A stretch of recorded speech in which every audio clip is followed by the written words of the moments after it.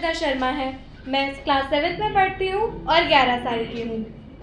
मैं यहाँ stand up comedy करने आई हूँ। तो चलिए स्टार्ट करते हैं एक जोरदार तालियों के साथ।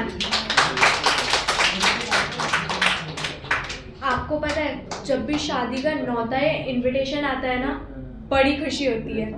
होती है आपको खुशी? लेकिन आप तो भाई पंगत वाले होते हो, पंगत में ही खाना खाते होगे। हमारे पास लेटेस्ट शादी का इनविटेशन आया, वो भी रिजॉर्ट से, और वो भी चूल का। चूल समझते हो? यानी फुल परिवार। लेकिन पता नहीं किसकी नजर लग गई रिजॉर्ट वाली शादी में। बताती हूँ। तो मम्मी पापा और मैं, ये थोड़ा ऊपर कर देंगे, ठीक है? तो मम्मी पापा और मैं नए कपड़े पैक करके गाड़ी में डाल के गाड़ी स्टार्ट ही कर रहे थे, जब ही पीछे से आवाज आई जमाल काका की, ये मैं भी चल रहा हूँ रिजॉर्ट वाली शादी में। जमाल काका का नाम जमाल नहीं, जोगिंदर है। जमाल तो उन्हें इसलिए कहते क्योंकि वो रोज जमाल घोटा खाते हैं, क्योंकि उनका रहता है पेट खराब। अब जमाल काका उचक के बैठ गए गाड़ी में। फिर जो उन्होंने वायु प्रदूषण फैलाया है ना, अब आप हमारी हालत सोचना। बाहर चल रही है भयंकर लपट कि बाहर निकलते ही आप जल जाओगे, और अंदर है जहरीली गैसें। हमें ना चाहते हुए भी एसी बंद करके खिड़की खोलनी पड़ी, क्योंकि लपट झेल सकते थे, जमाल काका का कमाल नहीं।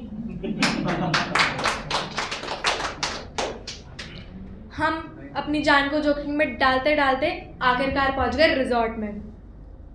रिजॉर्ट के अंदर हम घुसने ही वाले थे, जब ही रिजॉर्ट के स्टाफ की दीदी माला लेके आ गई वेलकम के लिए। उन्होंने काका को माला पहनाई, वो चिल्लाए, मेरी तो है गई, मेरी तो है गई, मेरी शादी तो है गई। हमने बोला, काका अपने मुंह से भी बदबू क्यों छोड़ रहे हो, शांत हो जाओ थोड़ी देर। दिक्कतें खत्म नहीं हुई। हमने लिफ्ट का बटन दबाया, अंदर गए। काका बोले, हम तो यही वाले कमरे में सो जाएंगे। मैंने पापा से बोला, पापा काका को यहीं पे छोड़ के भाग जाए। पापा ने बोला, नहीं बेटा, अपन कैमरे में आ चुके हैं, सबको पता चल गया है, ये जहरीला इंसान अपने साथ ही आया है। हमारा पूरा मन खराब हो चुका था। लेकिन जैसे ही हमने रिजॉर्ट का रूम देखा, ओ माय गॉड, इतना लग्जरियस रूम, मज़ा ही आ गया देख के। जितना रूम होता है ना, उतना बड़ा बाथरूम, टब, और इतना प्यारा बड़ा बेड, स्मार्ट टीवी। और काका ने पहली बार अच्छी बात बोली, बताऊं? काका ने बोला, बेटा तुम तीनों बेड पे सो जाना, मैं गद्दा बिछा के नीचे सो जाऊंगा। तो हम मम्मी पापा और मैं आराम के लिए बेड पे लेटे। पापा चिल्लाए, ओ जमाल, तूने फिर से दिखाया अपना कमाल। काका ने अपनी शक्तियों से पूरे रूम को जहरीली गैस से भर दिया था। अब आप सोचो, इतना प्यारा रिजॉर्ट, इतना प्यारा रूम, उसमें मिस्टर शर्मा, मिसेस शर्मा और उनकी बेटी यानी कि मैं बालकनी में गद्दा बिछा के सो रहे हैं। चलो रात तो निकल गई, लेकिन सुबह उठ के हमने जो नज़ारा देखा ना, बड़े से पुल के बगल में काका मग्गा बाल्टी लेके नहा रहे हैं। चेरी ऑन द केक, पुल के ऊपर बंधी हुई है रस्सी, उसमें लटक रहे हैं तो कच्चे, वो धारी वाले आते हैं ना वो, और एक में बड़ा सा छेद।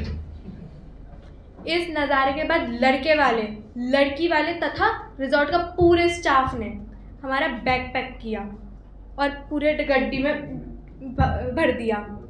अब हमने सोचा चलो चल ही लेते, बिना अटेंड करे चल जाते हैं। और बैक टू बैक हमें एक लेटर भी मिला कि आप लोग पंगत के ही लायक हो, रिजॉर्ट में आने की सोच भी मत लेना।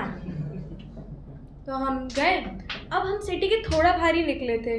मैं चिल्लाई, पापा ये वायु प्रदूषण नहीं, जल भी प्रदूषित कर रहे हैं, देखो इनकी सीट में कुछ गीला गीला है।